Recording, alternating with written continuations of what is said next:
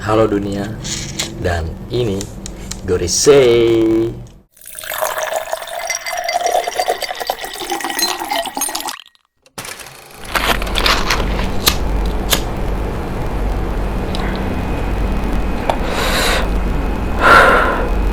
Halo dunia, berjumpa lagi dengan gua Goris.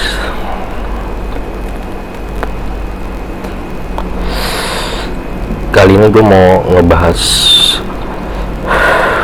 cara mencari kebahagiaan, dan contohnya adalah dalam hubungan dengan pasangan ya, bisa itu pacar atau istri gitu, tapi kayak lebih tepatnya ke istri kali ya. Gue juga lagi coba baca buku ini, filokomik yang berisi tentang ya 10 filsuf, ada Seneca, Platon, Pascal dan lain-lain.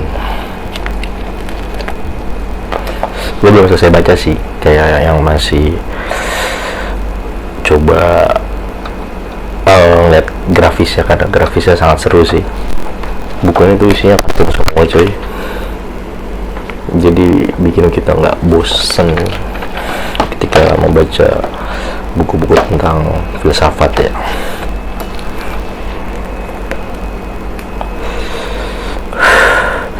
Balik lagi ke yang gue bicarakan di awal, yaitu gue coba pengen bahas suatu bukan pengalaman ya, tapi momen yang sangat wow gitu.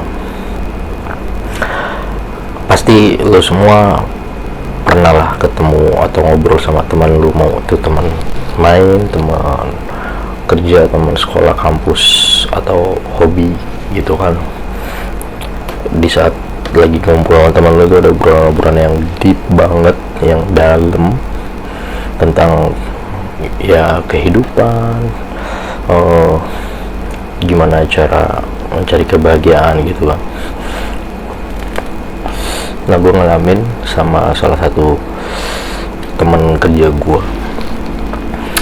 Jadi waktu itu gue berempat di satu ruangan gitu kan. Ada temen gue yang namanya Kamal, Om Aris, dan Pak Mahendra.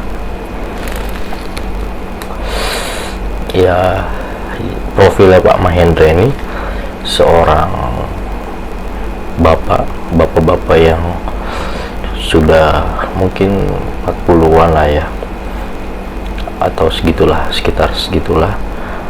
Dengan profil dia sudah menikah dan sudah menjalani hubungan pernikahan yang sudah cukup lama, dan di umur dia yang segitu, dia itu masih romantis. Kenapa bisa dibilang romantis? Jadi saat gue lagi ngumpul nih berempat, Pak Mahendra tuh lagi koordinasi masalah kerjaan sama Om Aris ya kan. Nah, dia ngeliat di kontaknya si Om Aris nih, jadi si Om Aris lagi megang handphone ya kan. Si Pak Mahendra ngeliat nama dia di handphonenya Om Haris ini, namanya Mahe Mimi Tayang. Yang dimana Mimi Tayang itu panggilan sayang-sayangannya Pak Mahendra ke istrinya. Usul punya usul gitu kan. Ternyata ya nggak tahu gimana ceritanya, Pak Mahendra ngirimin kontak dia, mungkin lagi ngirim nomor WhatsAppnya yang lain atau gimana. Nomor istrinya gitu, nomor istri Pak Mahendra kan dinamain Mimi Tayang, dikirimin ke Om Aris, ada kerjaan apa gitu. Nah, ditambahin Mahe gitu, karena kalau kita ngirim kontak di WhatsApp kan ya udah gitu kan, kita namain orang apa di orang lain, jadinya yang kita tulis gitu.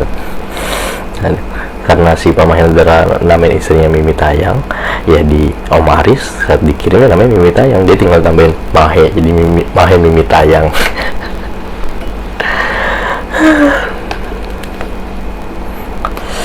Nah, itulah uniknya Pak Mahendra itu, ya di umur yang segitu dia masih kayak romantis, masih so sweet gitu kan, masih yang kayak ditelepon sama istrinya, nanyain kabar, dan dia nggak malu gitu.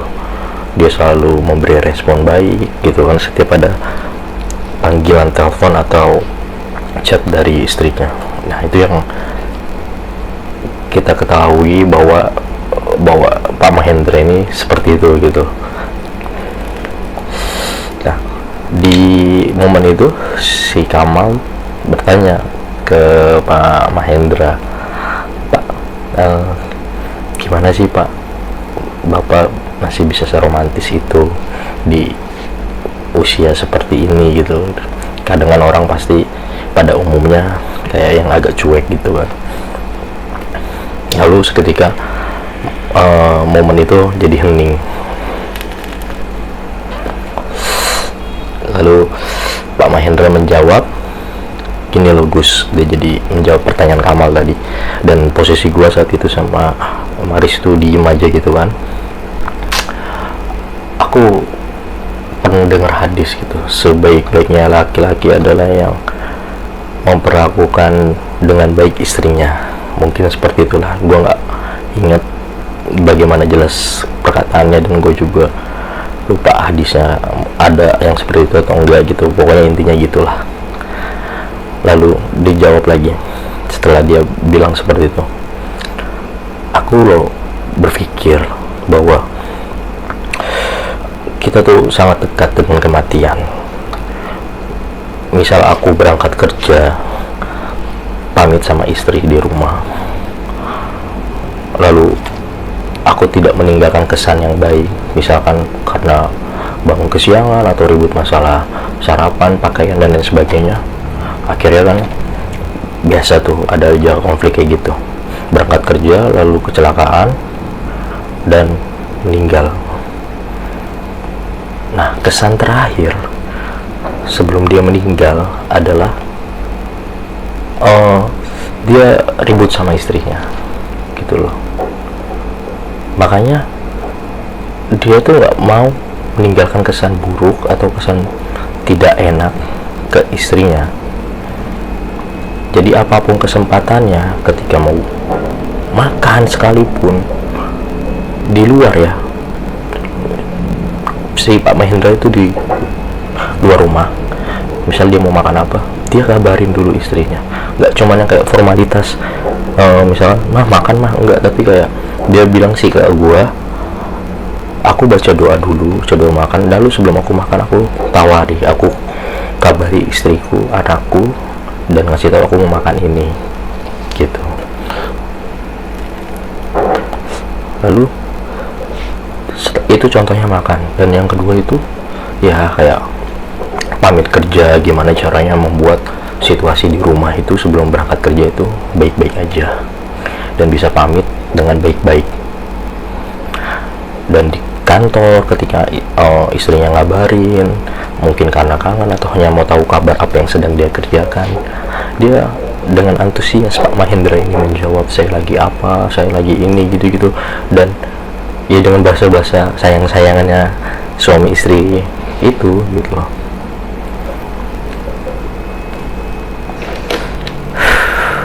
Pak Mahendra gak malu, gak takut dibilang alay, gak takut dibilang lebay. Gue sangat salut sama dia.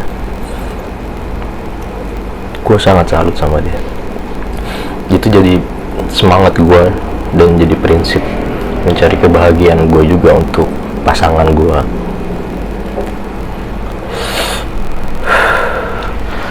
Karena gue juga ngalamin ya, gue juga punya pasangan yang sangat mencintai gue, sangat menyayangi gue, dan gue pun sebaliknya.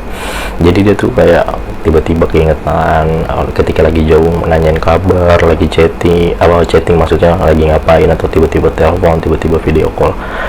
Dan gue selalu berusaha untuk menjawab itu dengan sebaik-baiknya, enggak yang dijawab dengan ketus gitu kan. Ya misalkan lagi meeting atau lagi ada kerjaan, gue jawab, iya bentar sayangnya lagi kerja atau lagi video call, ini nih lagi ngerjain ini, lagi apa gitu kan.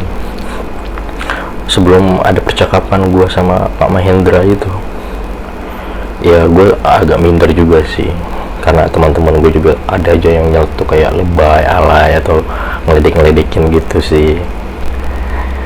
Cuman gue nggak mau nunjukin bahwa ya gue beruntung bisa mendapatkan pasangan seperti ini, dan nggak mau menjelekan temen gue juga, karena nggak bagus juga buat apa gitu kan. Nah, dengan punya alasan itu, ketika gue di counter sama teman-teman gue gitu, kayak gue langsung semangat yang sangat-sangat luar biasa gitu.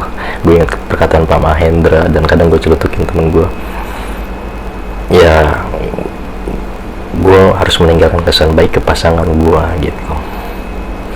Gue nggak tahu gue setelah ini mungkin bisa, setelah angkat telepon bisa mati atau gimana gitu kan.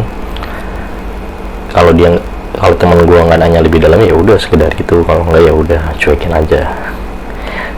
Nah, itulah menariknya. Jadi gue baru sadar loh bahwa ada loh sebuah prinsip, ya bukan alasan ya, itu sebuah prinsip yang bisa jadi pedoman hidup kita, agar membentengi diri kita ketika ada input dari luar yang nggak mengenakan. Kita bisa membentengi diri kita dengan mengingat atau menanamkan prinsip itu. Dan alangkah lebih baiknya itu diterapkan nggak cuma sama pasangan ya, bisa ke keluarga, orang tua, teman, atau orang lain. Jadi bagaimana kita bisa meninggalkan kesan baik ke orang lain gitu, karena kita nggak tahu, mungkin setelah kita ketemu orang, kita caci dia, atau kita memberikan perlakuan yang tidak mengenakan sama dia, kita bisa meninggal. Ya sebenarnya sih bukan masalah meninggal atau enggaknya ya, tapi gimana nurani lu aja gitu. Gue rasa tuh hidup akan lebih tenang, lebih damai, dan lebih bahagia ketika kita meninggalkan kesan baik ke semua orang. Ya gitu aja, salah satu cerita ya inspiratif menurut gua, dan sangat krusial ya buat hidup. Oke, goodbye.